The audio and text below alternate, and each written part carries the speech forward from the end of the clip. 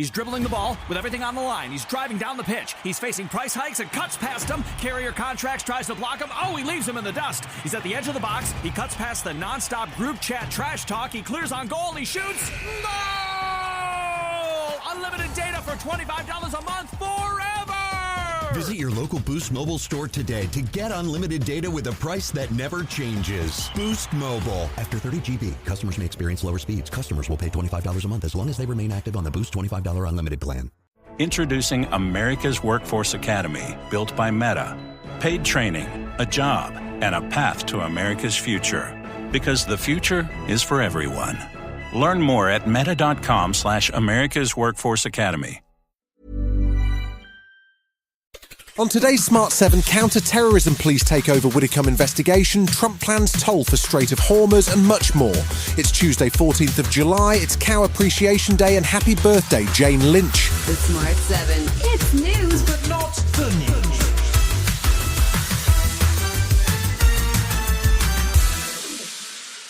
The investigation into the murder of former Tory Minister Anne Widdecombe took a turn on Monday as counter-terrorism police took the lead after new information came to light. Police had arrested a suspect on suspicion of murder on Saturday, but have now re-arrested him on suspicion of acts of terrorism. It's still not clear what inspired the change after police on Sunday said the attack was not politically motivated, but Home Secretary Shabana Mahmood updated the Commons on Monday. Counter-terrorism policing have now taken the lead in the investigation. As Lawrence Taylor, the head of National Counter-Terrorism Policing, has said, and I quote, "We are pursuing multiple lines of inquiry to establish the motivation for this attack." The Home Secretary also acknowledged that the death has raised questions about the security of those in public life and said that police will issue safety guidance to MPs soon. House Speaker Sir Lindsay Hoyle was also keen to emphasise that he takes MPs' security very seriously. Just for the record, there is no difference between any member, I want to reassure you. But I reassure everybody that when it is mentioned to me, it is passed on to the security people to deal with. Unfortunately, I'm sorry that people don't think I do that. Andy Burnham will now officially be the next leader of the Labour Party after he secured a further 27 nominations on Monday to close the door on any rival and guarantee that he will be the UK's next PM.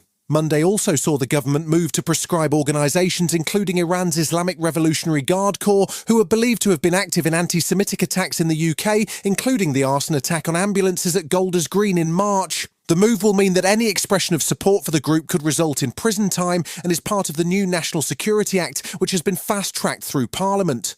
Foreign Secretary Yvette Cooper says the UK will defend its security. Iran and Russia cannot be allowed to use different proxy organisations to threaten security and safety on Britain's streets. And that's why we're ready to take these steps and designate these organisations to stop them threatening the UK. Meanwhile, Home Secretary Shabana Mahmood is set to amend the immigration bill specifically to allow the deportation of the Rochdale grooming gang and its leader Shabir Ahmed. Victims campaigner Maggie Oliver says while well-intentioned, the move is too late. But the issue for me is that this is a reaction after the horses bolted. This should have been done in 2012. And what could have happened then? They could have spent 14 years trying to persuade Pakistan to take him back. Any hopes for peace in the Middle East seem to be fading as the US continues to strike at Iranian targets as tensions between the two sides continue to escalate. The US president formally notified Congress on Friday that fighting has resumed, although he still refuses to recognise Congress's role, maintaining that he is the sole authority who makes decisions on whether the war continues. He also spoke to Fox News on Monday, ostensibly about former Senator Lindsey Graham, but it turned into a rant about Iran, as he claimed that America would take over the Strait of Hormuz and charge a 20% toll on shipping. Well, we're taking over the Strait. They have nothing. We had a deal. It was a done deal. And then they broke it. They always break it. We've had 10 deals with these people, and so we're just going to hit them very hard.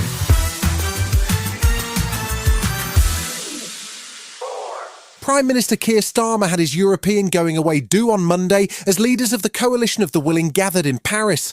While it will be Starmer's last appearance, the meeting was very much focused on Ukraine, and President Zelensky addressed the attendees, including French President Macron, German Chancellor Merz, and NATO Secretary-General Mark Rutte. Ukraine has been making progress both in the war and in the public relations battle with Zelensky charming Trump at last week's NATO summit. The French president was calling for Europe to step up and defend its territory with blood if necessary. necessary. It is today's wars that we have to win. We need to hold the strong on the Ukrainian front. We need to stand by our partners in the Middle East. We need to have the capabilities to be partners. Still to come on today's Smart 7 in association with Metro, Tom Cruise gets weird and tributes to an adopted New Zealander. Right after this. He's dribbling the ball with everything on the line. He's driving down the pitch. He's facing price hikes and cuts past him. Carrier Contracts tries to block him. Oh, he leaves him in the dust. He's at the edge of the box. He cuts past the non-stop group chat trash talk. He clears on goal. He shoots. Goal! Unlimited data for $25 a month forever!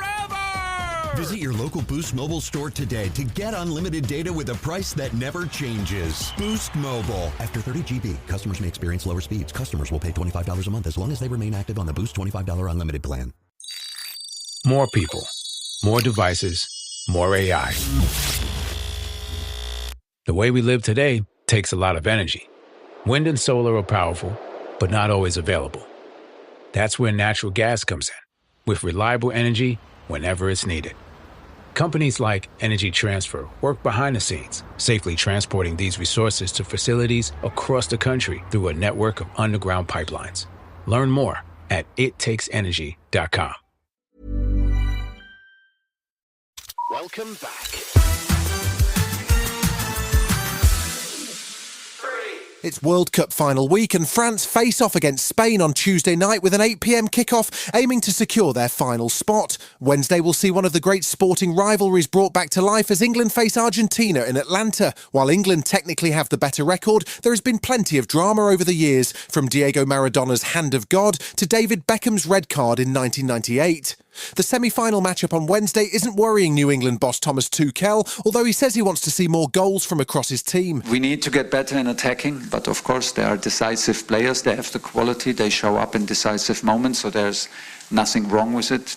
We don't need to be sorry for that these two guys play for us and decide the matches for us. It's impressive.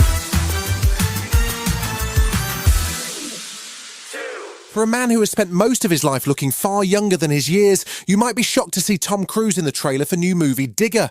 He plays an eccentric oil man and CEO who may or may not have caused an environmental catastrophe, who is then selected to save the world from his mistake. It's a dark and twisted tale from Mexican filmmaker Alejandro Iñárritu, who previously made Birdman with Michael Keaton and The Revenant with Leonardo DiCaprio. It's got a great supporting cast, including Riz Ahmed, Jesse Plemons and John Goodman as a deeply confused President of the United States. It's due to hit cinemas in October. Mr. President, we're utterly unprotected against a disaster of this magnitude. What's our worst case scenario? $18 trillion, sir. Is that all the bad news? Oh, there's the nuclear waste, too.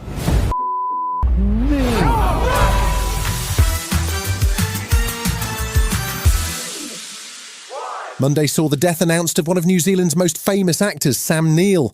His family described the loss of the 78-year-old as sudden and unexpected, although he had previously battled cancer. He was a versatile and popular star, appearing in movies like Jurassic Park and TV shows like Peaky Blinders, and he was well loved for his sparkling wit and entertaining presence on social media. He was born in Northern Ireland to an English mother and Australian father, but the family moved to New Zealand when Sam was just 7 years old. He was awarded an OBE in 1991 and received various other awards in New Zealand, including the entitlement to use the term sir, but he declined to use it, describing it as too grand by far.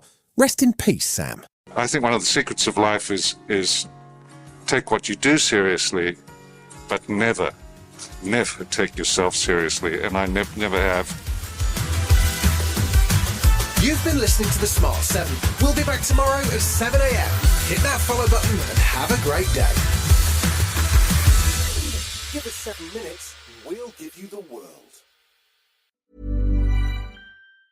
He's dribbling the ball with everything on the line. He's driving down the pitch. He's facing price hikes and cuts past him. Carrier Contracts tries to block him. Oh, he leaves him in the dust. He's at the edge of the box. He cuts past the non-stop group chat trash talk. He clears on goal. He shoots. Goal! Unlimited data for $25 a month forever! Visit your local Boost Mobile store today to get unlimited data with a price that never changes. Boost Mobile. After 30 GB, customers may experience lower speeds. Customers will pay $25 a month as long as they remain active on the Boost $25 unlimited plan. Introducing America's Workforce Academy, built by Meta. paid training, a job, and a path to America's future. Because the future is for everyone. Learn more at meta.com/America's Workforce Academy.